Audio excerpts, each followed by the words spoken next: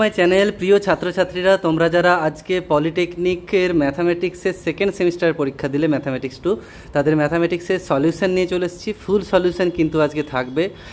এমসিকিউগুলো শুধু অপশান কোনটা হবে সেটা থাকবে না, তার সাথে এক্সপ্লানেশনও কিন্তু কমপ্লিটলি করে দিচ্ছি। দেখে নাও, তাহলে বুঝতে পারবে তোমাদের কতগুলো ঠিক হয়েছে। প্রথমে অপশানগুলো বলে দিচ্ছি কোনটা কারেক্ট অপশান, তারপর এক্সপ্লানেশনটা আসছি। ভিডিওর শেষ পর্যন্ত থাকো এবং একটা লাইক একটা কমেন্ট কিন্তু অবশ্যই চাই এবং শেয়ার করা চাই বন্ধুদের মধ্যে যারা পরীক্ষা দিয়েছে আজকে।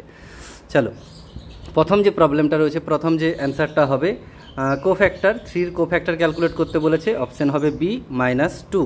তারপর 2 নম্বর প্রবলেমটার এটা সলিউশন করতে হবে, ম্যাট্রিক্সের একটা সলিউশন টাইপের রয়েছে, অপশান হবে ডি 0,1, এক্সের ভ্যালু 0, ওয়াইয়ের ভ্যালু 1।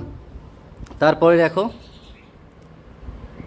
3 নম্বর হচ্ছে ডিটারমিনেন্টের ভ্যালু, এটা 0 হবে। এখানে যেহেতু ক্যালকুলেশন লাগবে না, যেহেতু প্রথম রো এবং দ্বিতীয় রো সেম রয়েছে, দুটো রো যখন সেম থাকে 0 হয়। তারপরে দেখো এখানে সিঙ্গুলার বলেছে, মানে ডিটারমিনেন্টটা ডিটারমিনেন্টে 0 করতে হবে, এম এর ভ্যালু পাবে 7। তারপরে দেখো পি এর ভ্যালু ক্যালকুলেট করতে বলেছে যাতে এই 3টে পয়েন্ট কোলিনিয়ার হয়, অপশান হবে এ। অর্থাৎ 3টে বিন্দু দিয়ে যে ক্ষেত্রফল, তার ক্ষেত্রফলটা 0 করলেই পি এর ভ্যালু এ ইকুয়াল টু 2 পেয়ে যাবে, পি এর ভ্যালু 2 পেয়ে যাবে, পি ইকুয়াল টু। তারপরে দেখো, তারপরে এটাতে রয়েছে কার্টেসিয়ান কোঅর্ডিনেট, অ্যাকচুয়ালি এক্স সমান আর কস থিটা, ওয়াই সমান আর সাইন থিটা, এই সূত্র ধরে করতে হবে। রাইট অপশান হবে এটা বি, আর কমা থিটার ভ্যালু, আর এর মান 2, থিটার ভ্যালু -π/6। তারপরে এটা সাইন এক্সের ইন্টিগ্রেশন 1 হবে অ্যান্সার।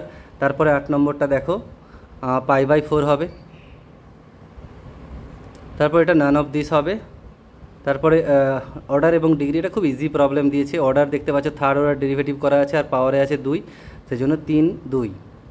তারপরে কমপ্লিমেন্টারি ফাংশন, এটা প্রথম এটাকে অ্যাকচুয়ালি 0 করে এখান থেকে এম এর দুটো মান পাওয়া যাবে, এখানে সেম ভ্যালু পাওয়া যাবে দুটো, সেই জন্য এই সলিউশনটা হবে। তারপর দেখো 12 নম্বরটা, এটা অ্যাকচুয়ালি ডিগ্রিটা এন এর ভ্যালু 0 হচ্ছে, সেই জন্য এই রুল অনুযায়ী কচিস থিওরেম অনুযায়ী এটা 0 হবে। তারপরে দেখো প্রবাবিলিটির একটা প্রবলেম, এটার অ্যান্সার হবে 2/3।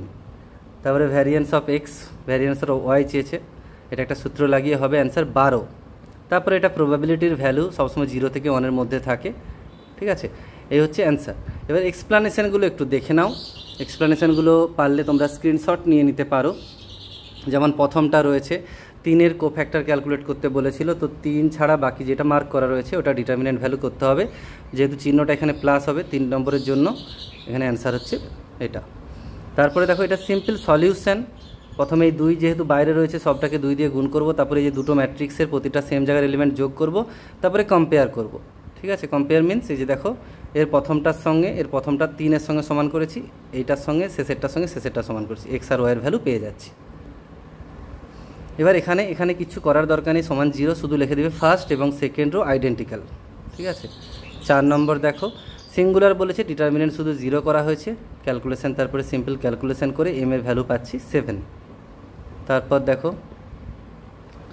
এখানে কোলিনিয়ার বলেছে, কোলিনিয়ারের সময় কি করবে, প্রথম রোগুলো সব 1 দিয়ে দেবে সব অঙ্কের ক্ষেত্রেই, তারপরে দ্বিতীয় রো আর তৃতীয় রোতে এই পয়েন্টগুলো শুধু বসিয়ে দিয়েছি, দেখো 1, 2, 3, 6 আর P4। এবারে 0 করেছি, অর দিয়ে ক্যালকুলেশন করলে পি এর ভ্যালু পাবো 2। তারপরে এটা বলেছিলাম X equal to r cos theta, প্রথমটা আর কস থিটা ধরতে হবে, দ্বিতীয়টা আর সাইন থিটা, তারপরে দুটো বর্গ করে যোগ করেছি, যোগ করলে দেখো আর এর ভ্যালু 2 পেয়ে যাচ্ছি, আর দুটোকে ভাগ করলে ট্যান থিটা ইকুয়াল টু -1/√3 আসছে, সেই জন্য -π/6। তারপরে দেখো সাইন এক্সের ইন্টিগ্রেশন -cos x হয়, এখান থেকে ইন্টিগ্রেশন করলে 1 হবে। তারপরে এটা একটা সরাসরি সূত্র, ট্যান ইনভার্স এক্সের ইন্টিগ্রেশনের সূত্র, ট্যান ইনভার্স 1 মানে π/4। তারপর এবার এখানে সাবস্টিটিউশন আছে, cos x কে জেড ধরে নিচ্ছি, ধরার পর এটা আসছে অ্যান্সার আসছে এটা, কিন্তু অপশান নেই, সেই জন্য নান অফ দিস। আচ্ছা, এটা তো কিছু করারই দরকার নেই। কত অর্ডার আছে, 3 অর্ডার, 3 বার ডেরিভেটিভ অর্ডার 3, আর পাওয়ারে আছে 2, সেই জন্য ডিগ্রি 2। তারপরে দেখো এটার জন্য কি করতে হবে, এই পার্টটাকে 0 করতে হবে, কমপ্লিমেন্টারি ফাংশন দিয়ে শুধু m² - 2m + 1 = 0 করে এম এর দুটো সেম ভ্যালু পাচ্ছি 1, 1, সেই জন্য সেম ভ্যালু আসলে সলিউশন নেচার এটা হয় c1 + c2x × e⁻mx হয়। এম এর ভ্যালু যেহেতু 1 আছে, সেই জন্য 1x বা x আছে, ঠিক আছে। এখানে একই রকম ডিগ্রি এন এর ভ্যালু 0, উপরের পাওয়ার আর নিচের পাওয়ার সেম থাকলে ডিগ্রি 0 হয়, দিয়ে সূত্র ধরে nf হয়, এন এর ভ্যালু 0 বসালে 0 হয়ে যাচ্ছে।